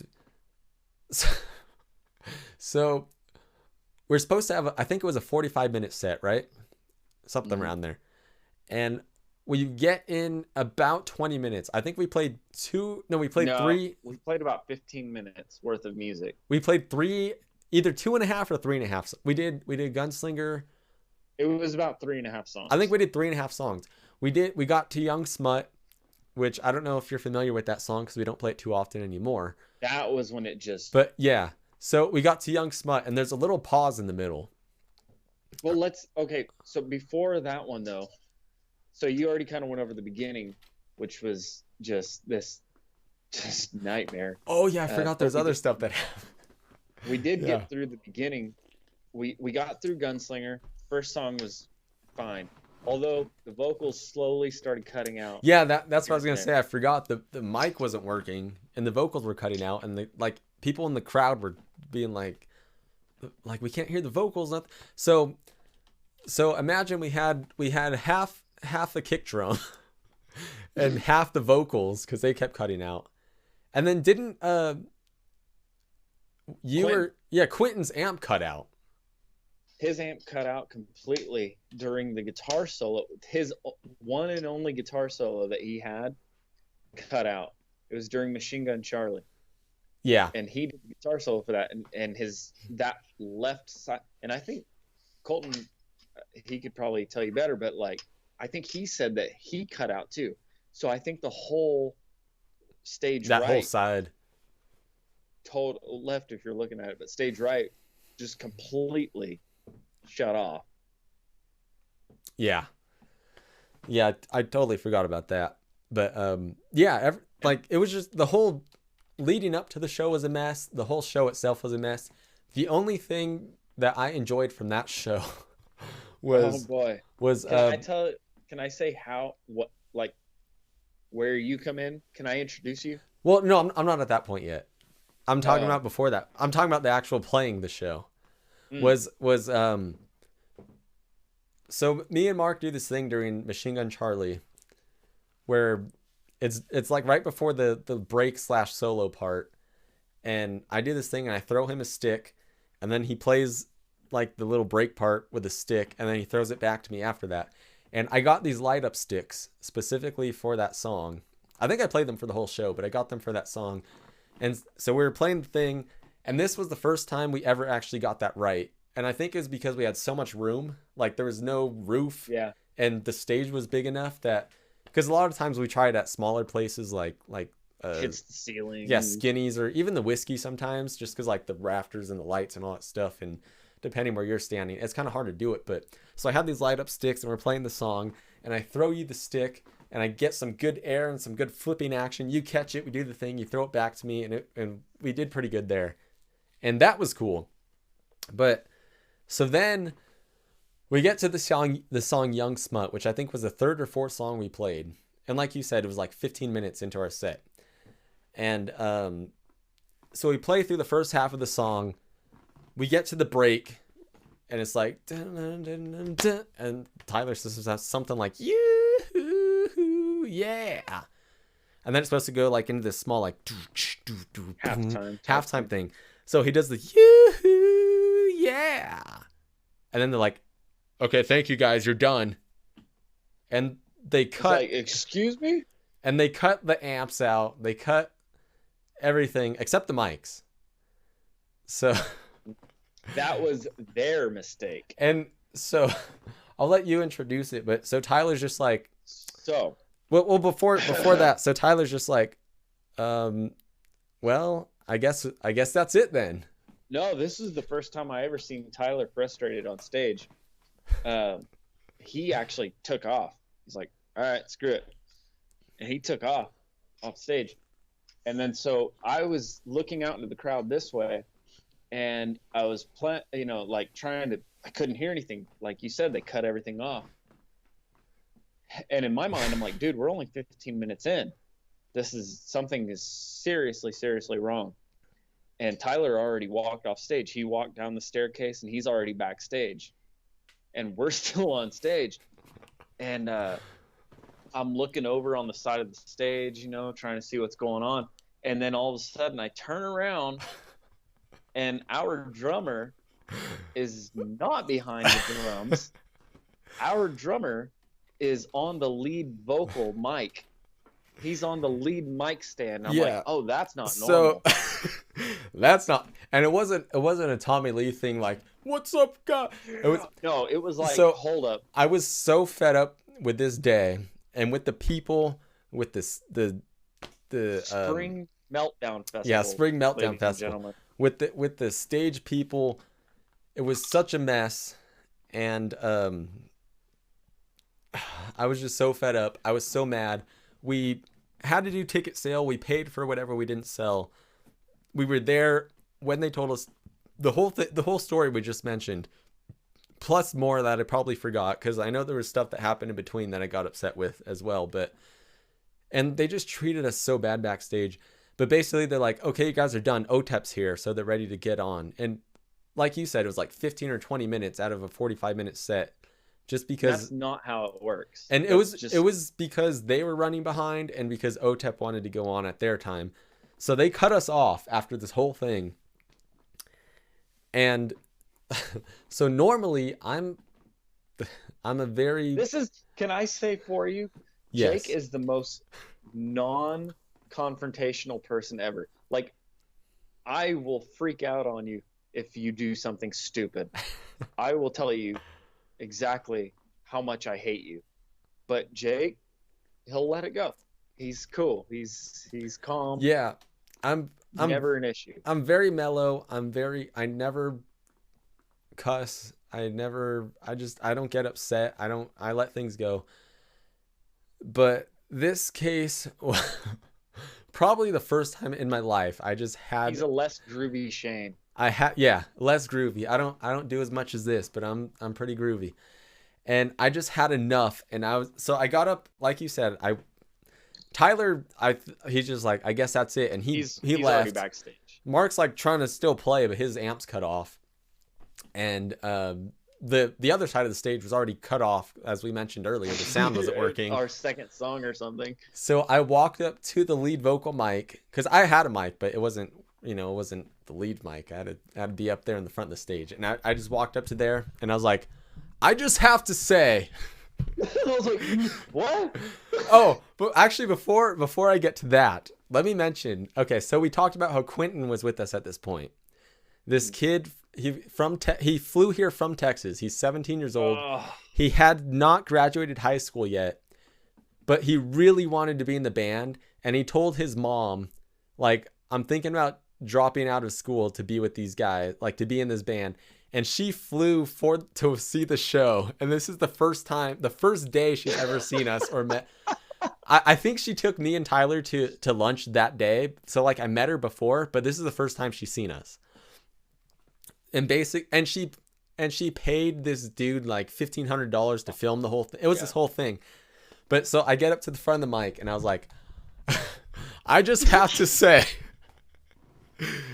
and I went on a rampage. I can't tell you exactly what I said. I don't remember, but I was basically just like, F this guy, F that guy. These guys are like pieces of crap. And I was like, the effing sound guy for whatever. And I went on for like a good 3 minutes. And I'm pretty sure. Thing. But F you. Yeah. I was just throwing cuss words everywhere I could. And I'm pretty sure there was no one at the soundboard because I think they would have cut me off at some point. But I went on for a while. Like I imagine there was no one watching, no one cared, and someone was just like, "Oh snap!" Yeah, exactly. Like they heard that, just like, I gotta get back to the board and cut him off. So I was like, "F the sound guy," and the freaking stage hands like treating us like crap, and they cut us off early and this, and we were here at this time, and I know it's very unprofessional, and anyone like any musician would be like, "Oh, you shouldn't do that," and you know you have to treat people with respect no matter how bad it goes, and this. And trust me, we've played some bad shows, and I've kept my cool. And I usually I'm just like, you know, I let it go. Like I said, I'm a very mellow person, and you know you move on, and you don't want to burn bridges and stuff. But I just had enough. Like this was a whole day. It was way out of our way. We paid money to be there. We got nothing we were promised. The whole thing was a mess. We got cut off early, and I lost it. I was cussing people out, and I went on for like 3 or 5 minutes, and surprisingly, no one cut the mic off, and I finished whatever I was saying, and so that was it for my rampage, and then so we end up going. We start walking off stage after, and to be honest, like the crowd was into it. Like they were cheering me on. They loved it. They loved it. Because they liked us a lot too. Especially like a lot of people came to us after the show, like came around to the back of the stage. And dude, we sold more tickets that night to the whiskey than any other time. Yeah. I could think of.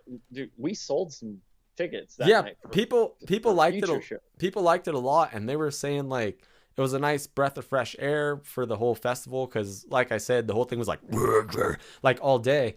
And like hearing us, they're like, dude, that was really cool. And you guys were awesome. You had great music, and it sucks you got cut off. And it got to the point where, like you said, people went to buy our tickets, but also a lot of people left before OTEP went on because they're like, dude, that sucks. We're not going to support this. And they like people left. They left. And so that was really cool. But so what ended up happening is we started packing up off stage, and it was either like the singer or the guitar, like someone from OTEP said something. The guitar player. I think you might know this part better than me because I walked down the other side. I think you heard what happened. I don't know exactly what happened. So I didn't hear a whole lot of that, but like I guess during our show, I can't remember who told me, but during the show, the guitar player for OTEP, which mind you, these are grown adults. These are, you know, they're older than we are. And like the guitar player was like chuckling off on the side of the stage because, I don't know, because we weren't death metal-y heavy or whatever. And so that guy was already kind of being like that. And then the singer, I don't know who told me all this stuff, but it might have been Colton or something. I don't know, but yeah, like they just OTEP they're horrible people. Well, they're not good people. It was Quentin because he was walking down because I went down. If you're looking security, if this is the stage here, like looking at me, I went down this side, so I went this way. Quentin went down this side, which the band was over here. So they said something because they heard me doing my rant and whatever. And one of them said something about like, we're a bunch of ungrateful, whatever. Like we don't appreciate being like this whole thing, whatever, you know, being in their presence. I'm sure. Basically, I guess like what a bunch of ungrateful, whatever. And you know, they don't appreciate they don't know whatever. And so Quentin said something to one of them and basically was about to get in a fight with the security guard, which is like this big old bulky dude.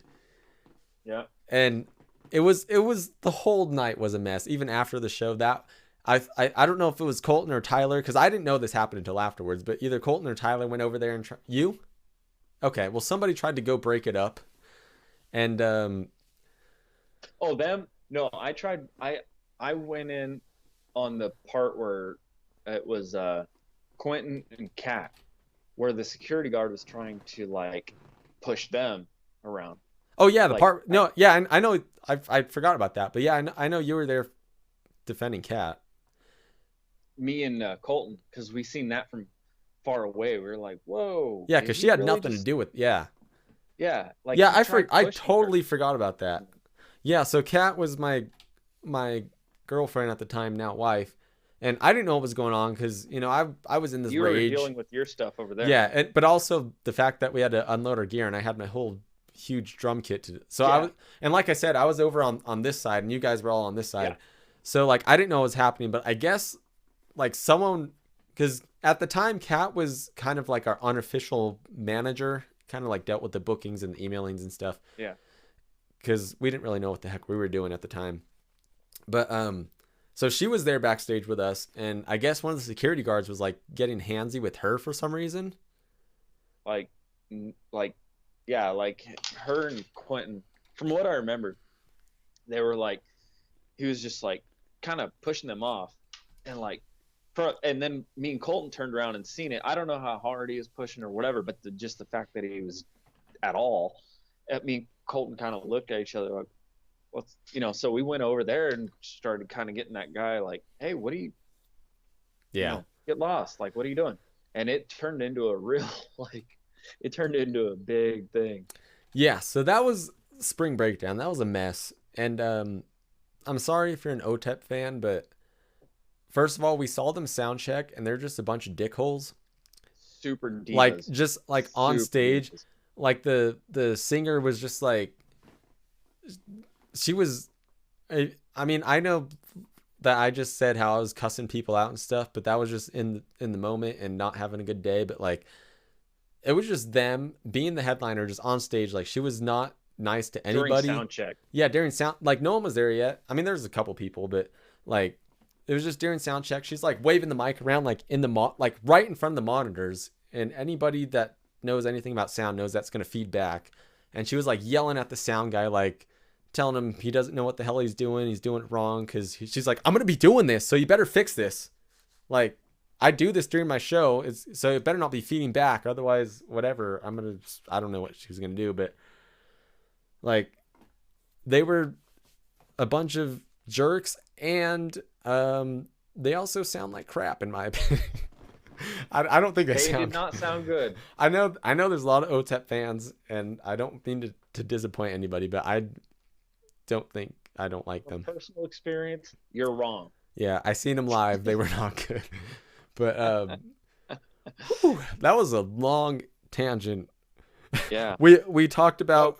But we knew that. We knew that. Yeah. Well, I wrote that down. That was going to happen, but that was supposed to be talking about Quentin. We talked more about just the show. Sorry, But, Quentin. But that was your. I don't know if you want to just end it here and continue next week, because it's already been 2 hours. Yeah, we're. But we'd just be rambling after that. we could finish next week on the member changes, because we've only got like halfway through, but that was kind of the long Let's do a long little part. foreshadowing. What's a little foreshadowing here? For next. Okay, well, so we have Aaron Lee on bass. We have Steve Hazard on bass, which I think was actually before Aaron, so I messed that up. Yeah. And then we have now Nakashima on guitar, and then Luca joining the band, and that might be it. Yeah. Was there anyone else? So that's because we got through Shane, Storm, and Quentin. So we got through 3. Next week is 4. Let's see if we can keep it under 2 hours. Well, the Spring Breakdown Festival is over. Yeah, so. I knew the Spring Breakdown thing was going to take a lot of time, but Yeah. I just think it's funny because, like I said, Quentin was the 17-year-old kid thinking about like dropping out of high school at the time to join us. His mom flies in and sees this band. Just melt down. Yeah, just have this freaking breakdown. The drummer goes up and like... Dude, there's the drummer yelling at people from the stage. Yeah. There's backstage brawl. There's and Oh, by the way, we mentioned that his mom paid $1,500 for this person to film it. We never saw that. The dude like bolted with the No, money. So and if anybody has footage of that, dude, please send it our way because we want to see it so I bad. I am praying for the day that we Yeah. get to see footage of that Your one mommy day. your mommy says love you guys. Good night. Good night. We What's love that? you. Your mom says love you guys. Good night. Love you. We Good love you too. night. Thanks for watching. I'm surprised you're up this late. I know this is super late for there. Hopefully, you didn't stay up just for us. This is boring. I think she did. She wanted to see what you're up to. Yeah, She's about to send you home now too. I know. But I just like thinking back now, it's kind of funny like this young kid and his mom flying out to see what he's up to and just like seeing that as their first experience with his band. Like she was probably just like, "No, you're coming home tomorrow." But but yeah, if anyone has that footage from that show or knows that dude for some reason, Or any leads. Yeah. that would be great because we really want to see that one day. We will. I will offer up some serious cash for it. The only reason I If you ever got it. want to become famous as a band is for that video to leak one day and be like, Because you know that would be the quickest way for it to come out. yeah, just like if we're famous and it's like Leather Duchess drummer has a breakdown and I'm like, okay, there it is. Has a spring breakdown. Periodically, every once in a while, I YouTube Leather Duchess Meltdown. Just to Just see in what case. comes up. Yeah. Yeah, I guess we'll end it there tonight. We'll finish the rest of the members next week, next Friday, same time, 9 p.m. If you want to hang out Same. with us longer, assuming that Mark's Same. not about to fall asleep. Same Bob place, same Bob time. Yeah, same Bob place, same Bob time. Facebook 9 p.m. for Cold Ones with Leather Duchess. If you want to hang out with us longer, we are continuing the after party, after hours after party on Instagram live at the Leather Duchess channel. No planned script. It's more of a hangout. We'll just talk to the viewers, answer questions and all that stuff. And just drink beer. Who knows? Maybe we'll watch some YouTube videos and get blocked or something. I don't know. But if you want to see that, hang out with us on Instagram live. Otherwise, have a good night. Do you want to say anything, Mark? Your mom says you're grounded, by the way. She says, no, it's not boring, but you're grounded. I guess that's it, right?